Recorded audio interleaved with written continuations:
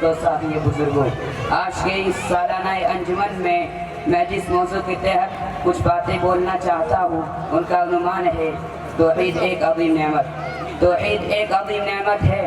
عقیدہ توحید اپنے عظیم مقام و مرتبے اور تمام عظیم مقام و مرتبے اور اہمیت کی اعمال پر مقدم ہے۔ یہ اسلام کی اصل گر اور بنیاد ہے۔ کوئی بھی شخص اس وقت تک دائرہ اسلام میں داخل نہیں ہو سکتا جب تک وہ عقیدہ توحید اور کلمہ توحید لا الہ الا اللہ کا اقرار نہ کر لے۔ اسی توحید کی دعوت کو عام کرنے کے لیے اللہ تعالیٰ نے مختلف انبیاء و رسل کو اس دنیا میں بھیجا اور سب نے اپنی قوم کو اسی توحید کی دعوت دی۔ حضرت نوح علیہ السلام نے اپنی قوم کو توحید کی دعوت دی تو کہا یا قوم اعبدوا اللہ ما لکم من الہ غیرہ، اے میرے قوم کے لوگوں تم سب اللہ کی عبادت کرو، تمہارے لیے اللہ کے علاوہ کوئی معبود نہیں۔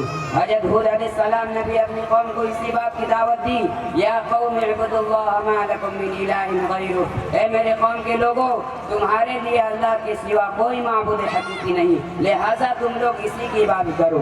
بہرحال سارے انبیاء کا مشن دعوت توحید تھی اور روز اول سے دستور رہا ہے جس کسی نے بھی دعوت توحید دی، ایک اللہ کی طرف بلایا، لوگ اس کے دشمن ہو گئے۔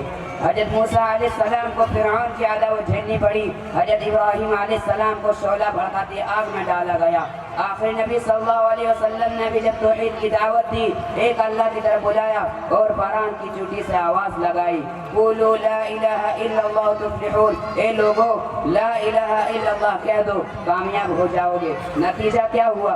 خدا آپ کا اپنا چچا ابو لہب برا بھلا کہنے لگا تبا لک یا محمد علی ہدا جماعتنا، تیرے لیے بربادی ہو اے محمد، کیا تو نے ہمیں اسی لیے جمع کیا تھا؟ محترم سامعین، توحید دنیا کی سب سے بڑی دولت ہے، یہ اسلام کا سرمایہ ہے، اس کے بغیر کوئی بھی عمل قابل قبول نہیں ہوگا۔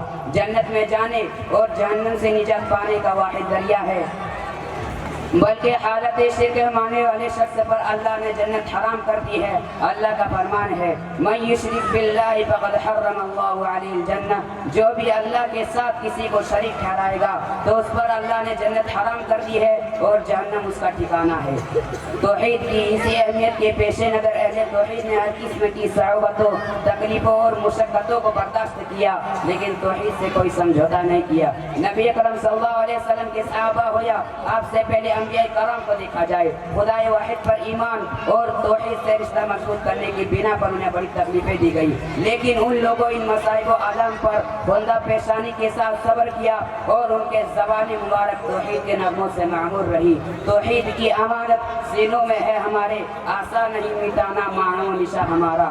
توحید ہی وہ چیز ہے جس کی وجہ سے مسلمانوں اور کافروں کے درمیان جنگیں ہوتی رہی اور انگنت مسلمانوں نے اس کے لیے جامع شہادت نوش فرمائی۔ توحید وہ چیز ہے کہ اگر اس کے کما حق کو قبول کر لیا جائے اور اس کے تقاضوں کو پورا کیا جائے اور اسی حالت میں موت آ جائے تو اللہ نے جنت کا وعدہ دیا ہے۔ توحید تو یہ ہے کہ اللہ کو اس کے افعال، عبادات اور اس کے اسماء و صفات میں اکیلا اور یکتا مانا جائے، بندگی صرف اسے رب ذوالجلال کی جائے، عبادت صرف اسے رب خالق کائنات کی جائے، اسی کے سامنے اپنا ماتھا ٹیکا جائے، اسی کے سامنے گریہ وزاری کی جائے، اسی سے امیدیں وابستہ کی جائے۔ توحید کی اہمیت کا اندازہ اس حدیث مبارکہ سے لگائے من مات وهو يعلم انه لا اله الا الله دخل الجنہ، جو شخص اس حال میں مرا کہ وہ اس بات کو اچھی طرح سے جانتا تھا کہ اللہ کے سوا کوئی بھی معبود نہیں، یعنی عقیدہ توحید اچھی طرح سمجھتا تھا اور اسی عقیدہ توحید پر موت تک قائم رہا تو وہ شخص جنت میں داخل ہوگا۔